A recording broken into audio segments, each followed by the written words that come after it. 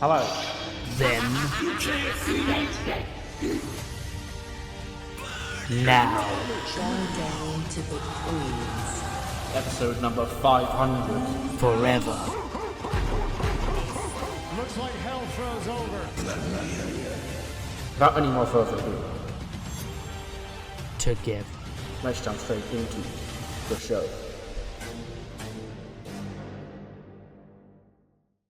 Hello, welcome to episode number 40, I believe, of the TEW IX Challenge Run. We're already 40 episodes into this. And yeah, we're here for ECW for Tuesday, the September the 17th, 2024. We continue the build towards High Voltage on October 5th.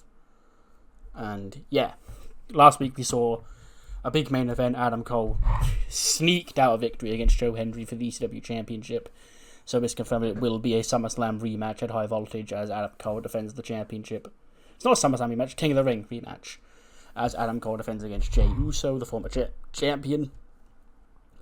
Tonight we have all four quarterfinals of the ECW Women's Championship tournament, as well as the fourth Deadly Sin clash between Moose and Karrion Kross. It's not Moose and Karrion Kross, it's, the Sin of Sloth. So they've got representatives wrestling on their behalf. It'll be Joe Gacy against Apollo Crews. And yeah, without any more further ado, let's jump straight into the show. Adam Cole and the Paragon come out to kick off the show. The entire group. And Adam Cole takes the mic and he goes, I come out here every week. And every week it's story time of Adam Cole, baby. But this time, the story's not about me. It's about you guys last week. And you're believing. You see, part of being a storyteller like myself, like Adam Cole, baby, is making people believe in fantasy. And making people believe that fantasy can become reality. Shout out to my boy Xavier Woods. He did a good job with that. But last week we took that to a little bit too far when you all believed that Joe Hendry could really become the ECW champion. I'm here to tell you right now, that's not gonna happen. Okay, I came out on top of that match, and he's got his own issues dealing with the bloodline right now. And in the meantime, I also have bloodline-related business I need to take care of, because I've got to defend my championship again at High Voltage in just under 3 weeks' time. Because it's 2 more ECW shows after this one, so just under 3 weeks' time at High Voltage. Now, Jey Uso, he has a special place in Adam Cole Baby's heart. He does, because he was the guy that I beat back at King of the Ring to finally become ECW champion here on this brand. I'm not gonna lose it back to him. Okay, he's got family drama on his mind right now. He's gonna have a line in all of other places other than in that ring of Adam Cole Baby at High Voltage in Atlanta. So, Jay, you bring your A game, because I damn sure will. Jey Uso then does interrupt. And he says, "Yo, let me holler at you real quick. Adam Cole, Paragon. You think this show's yours, do you, Oos? It's okay, you should remember that. You remind me a lot of somebody I used to know real well, Oos. Another guy used to come out here with that championship over his shoulder, Oos. And he'd stand in the ring and he'd say all this stuff about how he's running ECW and how this championship and this show were all belonging to him. That guy's name? Roman Reigns. Now, to a lot of people, saying that you remind me of Roman Reigns would be a compliment, but Adam Cole, that one thing twisted, it ain't a compliment in this situation. Because you know who beat Roman Reigns? You know who went to WrestleMania, gets his own family, kicked his twin brother in the face, kicked Roman Reigns in the face, and took that championship? Yeet. At High Voltage, it's going to be no different. Because this time, there ain't going to be no warden to get involved in that match. It's going to be me, it's going to be you, it's going to be that ECW championship on the line, and I'm going to put your ass down and become a 2-time ECW champion. Adam Cole, he just laughs. He goes, "Oh, really, Jay? I'm content leaving my boys, and JC in the back for High Voltage, but, having no one outside at ringside for you, that's a whole new ballpark for someone like you, isn't it, Jay? Even when you don't want your family members out there. Yup, here they come, another 5 new members of the family running down the ring. Jay, you can't escape that. And I'm saving this championship not from you, but from your entire lineage. Because this championship was in the back burner of your family drama for far too long. And now it's on Adam Cole Bay's shoulder. It ain't going anywhere. So you can bring as many of your little cousins as you want at High Voltage. The result's going to be the same. Adam Cole Bay standing tall still. ECW champion. That's when Jey Uso goes to leave. When he's wiped out by Warden, who's entered the ring. Warden clotheslines his head off. And he goes to powerbomb. Jey Uso sort of looks at Adam Cole. Him and Adam Cole exchange like a weird look. Warden sort of like glares down at the championship on Adam Cole's shoulder. Looks back up on him. Looks back up in his face. Sort of just shakes his head, and Adam Cole leaves. The Paragon leave. Warden delivers a powerbomb to Jey Uso. You're not even going to make it to High Voltage, huh? I've just about finished your entire family off, and now it's once and for all time to put you in the dirt. He goes for another powerbomb. Outrushes Jimmy Uso. He got a steel chair. He steel chairs Warden in the back. Warden drops him. He super kicks Warden. He's staggered. He super kicks Warden again. He staggers again. Jey Uso gets to his feet. They double super kick Warden. And he goes down. Or he doesn't go down, but he falls outside the ring. And retreats up the ramp. And Jimmy's calling him on, going, come on here, get more of that oos. And he stops. He sort of slowly turns around, and Jay stood there behind him. And Jay just sort of shakes his head at Jimmy and leaves through the other side of the ring. So he exits through the crowd. Warden's gone up the ramp. But yeah, tense opening. Adam Cole and Jey Uso winning a fair fight at the pay-per-view. And now, Warden's got beef with both Usos. Our opening match of the tournament, the ECW Women's Championship Tournament, is Kim McQueen against Alba Fire. And it goes 11-21. It is Big Kim McQueen who picks up the win. She defeats Alba Fire with a spear. 67 for Kim McQueen, 76 for Alba Fire. And she will face next week in the semi-finals the winner of, I think it's Blair Davenport and Shante Washington. So the winner of that will face Kim McQueen next week in the semi-finals. And the other semi-final will be the winner of Kelsey Cook and Ruby Riott against the winner of Sasha Banks and Naomi. The latter of which is our main event tonight. But yeah, Kim advances to the final four of this ECW Women's Championship Tournament. Will she be the one to face Florence for the belt at High Voltage? Who knows? We then cut backstage. Jey Uso is walking through the hallway when he's stopped by Paul Heyman, of all people. He goes, Jay, do you have a second? He sort of just glares at him, and he takes his Yeet sunglasses off, and he's like, what do you want, Paul, huh?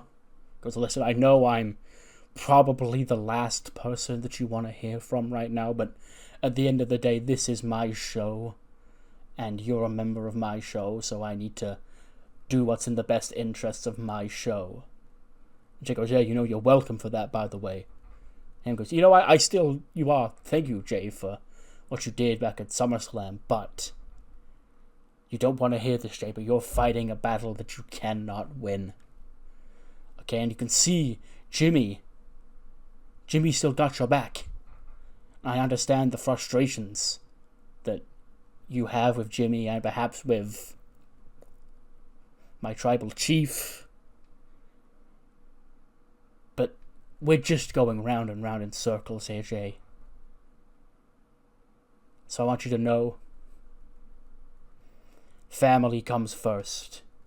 And Solo and the Tongans, they're doing their best to forget that fact, but you know deep down in your heart that I'm telling the truth, and that if you need something done and you feel like you can't get it done by yourself, family is who you call.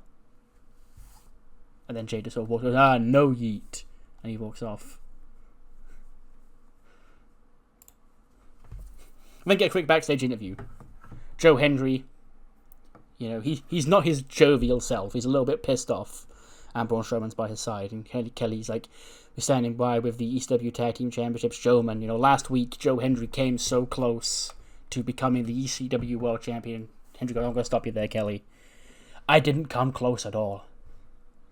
I know it's the cute thing to say that I came close to winning the ECW Championship last week, but that was not true, because if I was more aware of my surroundings and I was better at my job last week, then I would be the ECW Champion right now, but I'm not, because I screwed up.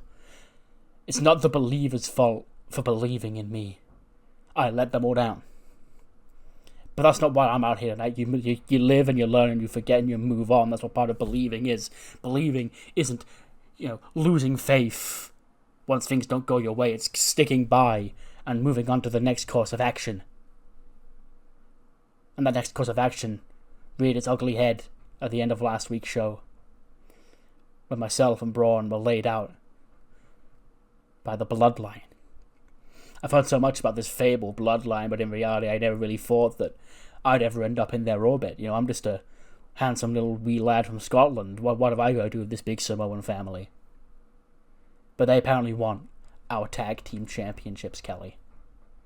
And I may have screwed up last week in capturing championships, but I've done a damn good job of defending these since we won them back in Glasgow.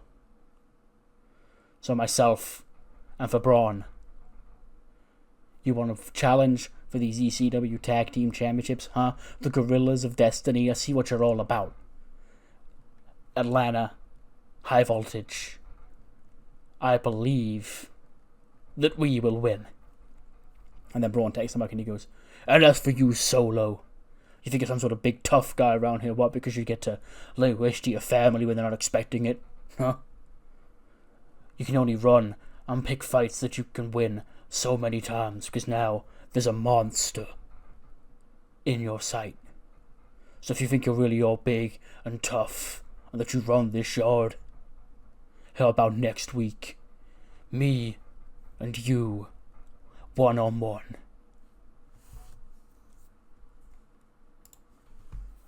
A1, nice. We'll take that. And yeah, in the second quarterfinal of the ECW Women's Championship tournament, it is Shantae Washington defeating Blair Davenport in 13-18. A fisherman suplex. 71 for Shantae, 75 for Blair. And yeah, nice match, nice rating. Shantae, is somebody that I wanted to get over a little bit more in this tournament, because, it's weird having Willow, given where she is in real life, and her just being a tag team guy. So her and Naomi both are going on deep runs. So Nightlight's having a good showing here. And, they could meet in the final if, Shantae beats Kim next week, Naomi beats Sasha tonight, and then beats the other semi-finalist, which is either Ruby Riott or Kelsey Cook, next week. But yeah, we know the first semi-final in the ECW Championship Tournament of Champions will be Shantae Washington taking on Kim McQueen. We then see Solo and the Tongans. It's one of those pre-tapes. You know the ones you've seen about a million times in real life, where they're sat around a table in the dark. Solo's got the Ulafala on. They're sticking their ones up in the air. He goes, Roman Reigns, he's still MIA. Since we put the OTC in the dirt, he's been scared to show up to my brand, my yard, my show. But at high voltage, it's going to be Tribal Chief, and I'm going to prove that I am the real Tribal Chief, and I'm going to put your old ass down to pasture, Roman. And Tama Tonga speaks. He's like, ay. And as for you, Joe Hendry, last week, you thought you came so close to becoming ECW champion, but you let everybody down. Which is a good feeling to make sure your fans get used to being let down, because at high voltage, they're going to be let down again when myself and the infamous Tonga Loa become the ECW Tag Team Champions. So just laughs because that's if they even make it to Atlanta. Because I hear the monster of all monsters wants to test his strength, wants to pick a fight with me. I'll see you next week, Braun. And I'll put your old ass in a retirement wherever it needs to be. I'll put you in the dirt and prove there's only one monster around here, and that monster lives within the bloodline.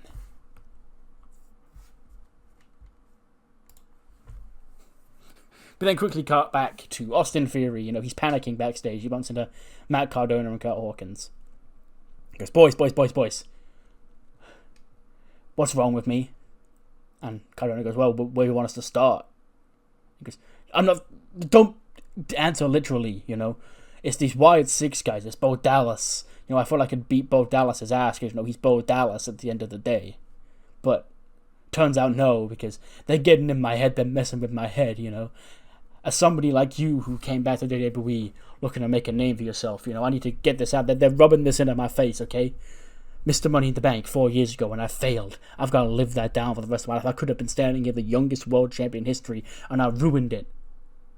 And kind of goes, well, you know, take it from somebody in a similar situation to yours, Austin, is that the time you spent away from WWE, you grew to who you are today, and you're now stronger than you've ever been. So you need to take this photo and shove it up Uncle Howdy's ass and remind them that Austin Theory wasn't ready for the spotlight, but this Austin Theory, he's the finished article. He's ready. Theory goes, thanks, Matt. You know, you're a good friend. And he walks off. And then Chelsea Green, somebody goes, Matthew? She goes, yes, babe. She's like, did you see what happened to me yesterday? He goes, nah, I was busy traveling, you know, what happened? She goes, I'm in J-Flow. She goes, yeah, you've been the roadie for like a month now. You know, how's that work going, by the way? She goes, no, you don't get it. I tried to get out of my job, and I lost. Now I'm in this job, I don't know what to do. I'm far too pretty and far too talented to be in that group. But now I'm reducing. My stock is plummeting, Matt. Okay, because I was supposed to be the greatest ECW Women's Champion of all time, but now I'm stuck as a fifth wheel in a girl band. This isn't my career. This isn't me. Who do I speak to get out of this? Matt goes, well, you know, if you got yourself into it, you got to get yourself out of it. And then they sort of walk off, and Chelsea goes, I came for you to advice. You're going to give more better advice to Austin Theory than me, huh? Then why don't you marry Austin Theory? Okay? You don't get to just not answer your hot wife's problems, okay? But I'm better than this. You can do this, Chelsea. You just got to go with the flow. Not that kind of flow, but the flow. 78. Nice. That's actually really good, you know. Even the game knows that this feud is heat. So it's giving it, like, the crowd ring got 68, the wrestling got 71, but somehow the match gets a 78. Okay. But we're tied up again. Joe Gacy cheats to defeat Apollo Crews in 9 minutes and 35, using the ropes for leverage to tie things up for Karrion Kross. He gets a 67, Apollo gets a 75. And yeah, nice win for Joe Gacy. You know, he's been sort of MIA for a while. I thought this was a nice little spot. I don't know if he's going to permanently be Karrion's understudy, because my envision of Joe Gacy was similar to what Dexter Lumis was when he joined Chase U earlier this year. He's sort of just like, he tries to tag along to anybody to try and fit in. So I don't know if I'm going to, because I don't want to redo the cross call entirely. Because, well, A, Moose is on the other side now, and B, I think Steve Macklin's written to the Spectacular Wrestling Group, whatever it is, the AI-made medium-sized company. But yeah, he's just a nice little tag along. You know, he tries to get involved with people. Yeah, but he does help Karrion Kross here tonight, so I guess Karrion can be thankful for that. Let's see a quick video. It's Rey Mysterio. You know, he's in his home, and he's like discussing his career and the early stage of his career, him going to ECW, and like making a name for himself as a luchador, and he's going through, like, he's got a bunch of masks from his time in ECW, because, and this is the mask I wore here, here, and here, but one thing I never got to do in ECW was win a championship. Don't fact check me on that, I believe it's true, that he never won a belt in ECW.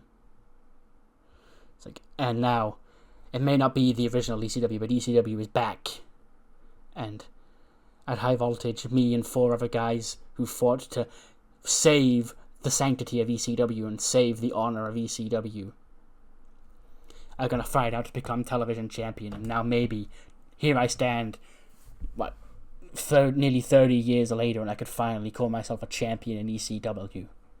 That's what this means to me. I'm sure Hook, you know, the son of an ECW legend, Kevin Owens, a fan growing up of ECW, you know, Sheamus, a man who's captured every single championship he's come across here in WWE, and the champion Kyle O'Reilly, it means just as much to them. It's going to be one hell of a fight. It's not going to come easy. But Rey Mysterio never gets anything given to him easy. And at High Voltage, I will win the scramble match, and I will become ECW television champion. We then catch up with Karrion and Joe Gacy backstage. Kelly, like, approaches him. Because Karrion, impressive win for Joe Gacy. He goes, it was an impressive win for Joe Gacy, wasn't it? Not really so much if I was in there, but hey, I was being lazy like my deadly son of sloth encouraged me to be. But Moose, Carcass, whatever your name is, I believe we're now tied 2 for 2. You are just as demented and twisted as I am. And then Kenny goes, well, actually, about this series. And Kevin sort of looks across and goes, what? Because, Heyman did just come to me, a moment ago, and he's confirmed that next week we will see the next match in this 7 Deadly Sins series between you and Moose. And it will be based around the sin of envy.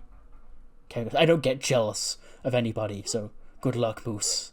She goes, it's going to be you teaming up with Moose's friend Apollo Crews against the Moose and your friend Joe Gacy. And Cross goes, Gacy's not my friend. Like I said, I don't get jealous. That's one sin that I don't thrive in. Moose, however, he's going to see how jealous he's going to be when I take his little underling and show him the true dark side of sin. Then he walks off. And Joe Gacy's all follows up and goes, hey, Karrion, wait for me. So yeah, nice little match. Originally I was going to do, because this feud took me I sat there for an hour planning out different match stipulations, so I'm going to go through my entire brain. Originally it was going to be a trading places match, I think they did the one with Goldust and Regal in 04, where they wrestled as each other's gimmicks. I was originally going to have that be the Envy match, but after doing this with the tag team partners, I figured the best Envy would be your team with my friend, and you've got chemistry team with my friend, and I've got chemistry team with your friend. Blah blah blah. Don't get jealous when your friend teaches somebody else. So yeah, again, this silly little mid-card feud is a pet project of mine. It's very fun. I love it. But it's Karrion Kross and Apollo Crews against Moose and Joe Gacy next week. Oh my goodness! I definitely put the wrong person over here in this match. But like I said before, when I first started this tournament, it was more so about long term. I had a plan of where I wanted the tournament to go, and the story of the tournament so far has gone, the way I wanted it to. But it was more so to scout the entire division for the future. And, Ruby lost tonight, but she won, really, deep down. Kelsey Cook does defeat Ruby Riott 10-21 by pinfall. 71 for Kelsey, 92 for Ruby Riott.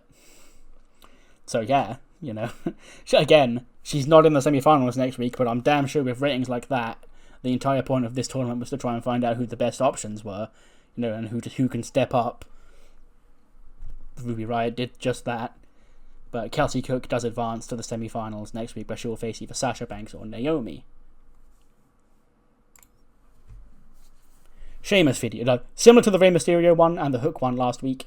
It's just Sheamus, talking about his ECW career. He goes, my ECW career is a lot different to everybody else's career because, they all came up in ECW back in the 90s when it was rebellious, when it was cool to be an ECW original. But not me.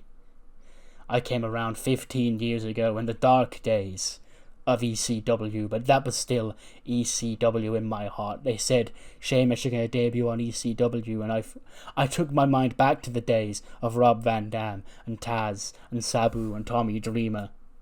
But instead I got the days of Ricky Ortiz, the days of Colin Delaney out of the Celtic Warrior. The one man who stepped up from that crop of ECW stars and made a name for himself, became WWE champion, held every single championship there was to hold. And now, I'm back here on a brand named ECW, and I get to finally stick it to everybody and become a champion of an ECW brand. And to do that, I've got to go through 4 other fellas who put their heart on the line to try and save these initials, save this brand from demise. Just like I tried to do all those years ago. So everybody is going to be bringing their A game at high voltage. Well, so am I. Next week, we actually have a full 5-match card already set for next week, just like we did this week. But it only has 2 of the women's tournament matches on it because, we're at the semi-finals. The first being the aforementioned semi-final between the known finalists, which will be Shantae Washington against Kim McQueen. And then the second semi-final match, we know Kelsey Cook will feature in that match after a banger victory over Ruby Riott earlier on tonight. And she'll face either Naomi or Sasha Banks, whoever wins the main event coming up next. Plus, match number 5 of the 7 Deadly Sins series is going to be Karrion Kross teaming with Moose's friend Apollo Crews against Moose and Karrion Kross's, I guess, friend, kind of, Joe Gacy in the Sin of Envy match. And, speaking of tag team action, the grizzled young veterans will be in action again next week, taking on ZSJ's current rival, his opponent at High Voltage, that being Mustafa Ali and his friend, his tag team partner, Cedric Alexander, the number 1 contender for the Cruiserweight Championship. He is an ECW star. We saw Axiom on Raw last night, and he's going to be belt on ECW next week, teaming with Ali against the grizzled young vets, and Solo Sikoa and Braun Strowman to clash of the Titans in the main event of next week's episode of ECW as we continue the roll towards High Voltage. And speaking of, we have 3 new matches set for that show. The first being the ECW Championship match, which has now been officially made official after Adam Cole's defense over Joe Hendry last week. He will defend the title against Jey Uso in a rematch from King of the Ring when Adam Cole won the title. Plus, it was made official like a week or so ago, but I haven't actually announced it for this show, but it will be here. Axiom and Cedric Alexander in a Cruiserweight Championship rematch from SummerSlam. It was Axiom who came on top on that night, who will walk out the Cruiserweight Champion in Atlanta. And just made official, the ECW Tag Team Championships are on the line as Joe Hendry and Braun Strowman defend against the Gorillas of Destiny, Tama Tonga and Tonga Loa of the Bloodline. 87, okay. I apparently should have put Kelsey Cook and Ruby Riott on last, but sure. Naomi gets a 90 as well, so apparently, again, I put the wrong person over in this match. According to this game, Naomi and Ruby Riott in the semi-final would be like a 94, but I've picked the 2 weaker quote-unquote wrestlers. But yes, Sasha Banks does pick out the victory over Naomi in 18:27 with an interest rate. 87 for Sasha, 90 for Naomi. So there's not much in it. It's not a Ruby Riott level difference. It's 3 points, but yeah, Naomi's showing up, so she's another one. Her and Ruby. Like, not to give it away, but they're the ones that have really shown out during this tournament that I'm like, yeah, I can't ignore that. Yes, that is confirmed. It will be Kelsey Cook and Sasha Banks next week in the other semi-final. Florence, of course, was at ringside for this. And after the match, Sasha takes the mic. Because what did you expect, girl? This whole tournament was designed, to show who the best of the best and this division is, and this division will always revolve around me as long as I'm in it. You're the champion, and you've been watching these past 3 or 4 weeks, watching people try and earn that shot to face you, and you're waiting and hoping so much that I come up short, because you know that if it's me and you one-on-one for that championship, you can kiss it goodbye. And as for next week, it's going to be a cakewalk for me. I'm going to face some spooky bitch I've never heard of. And once I put her ass down, it's going to be you and me once I get past either Shantae or that big dumb idiot Kim McQueen. Then the lights go out. They come back on, Kelsey Cook's in the ring. Florence is also in the ring as well now at this point. And Florence and Kelsey sort of stand across from each other. So just sort of slowly nod their heads at each other. And then brawl with Indy Hartwell and Sasha Banks. Florence turns Indy inside out with the rain flow, and Kelsey just drops Sasha, hits that moonsault, lays her out. Then sort of as she gets up, gives a glance over at Florence on her shoulder. That championship sort of starts stroking the championship on Florence's shoulder. And then points at it, points to herself, and then walks out. So yeah, women main eventing ECW. Who'd have thought? But yes, that is the end of the show, which gives us a 87. I was worried about what this was going to do, considering there was 4 women's tournament matches in there, but, these 2 really showed out. This, actually, they're all pretty good. I was going to say, this actually did better than I thought as well, Kim McQueen and Alba Fire. and Sante and Blair was the same thing. So they all did really good. Even Joe Gacy and Apollo Crews was, everything overachieved on this show. To me and to the game. But what matters more is what you thought of the show. Do them over in the comments below. I'll see you next time for SmackDown, where we've got the new graphics set. We're going to debut the new graphics. SmackDown's going to have a whole new look. Well, in-game. Next week. Next episode, even. See you then.